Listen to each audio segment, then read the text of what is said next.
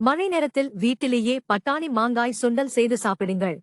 வெள்ளை பட்டாணி ஒரு கப், தக்காளி ஒரு நறுக்கியது, வெங்காயம் ஒரு நறுக்கியது, இஞ்சி, பூண்டு மற்றும் பச்சை மிளகாய் விழுது ஒரு டீஸ்பூன், சிவப்பு மிளகாய் பொடி ஒரு டீஸ்பூன், மஞ்சள் பொடி 1/4 டீஸ்பூன், தனியா பொடி அரை டீஸ்பூன், கொத்தமல்லி இலை சிறிதளவு, கரம் மசாலா அரை டீஸ்பூன், சோம்பு பொடி அரை டீஸ்பூன், எண்ணெய் 2 டீஸ்பூன், உப்பு தேவையான அளவு.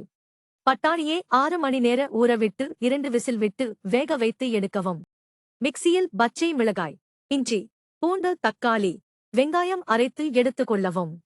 ஒரு கடாயில் 2 டீஸ்பூன் எண்ணெய் ஊற்றி சூடாக்கவும். இதில் அரைத்து வைத்துள்ள இஞ்சி, பூண்டு மற்றும் பச்சை மிளகாய், வெங்காயம் மற்றும் தக்காளி விழுதை சேர்த்து பச்சை வாசனை போகும் வரை நன்றாக வதக்க வேண்டும்.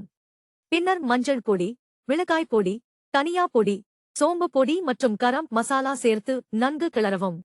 பின்னர் மஞ்சள் பொடி, மிளகாய் பொடி, தனியா பொடி, சோம்பு பொடி மற்றும் கரம் மசாலா சேர்த்து நன்கு கிளறவும்.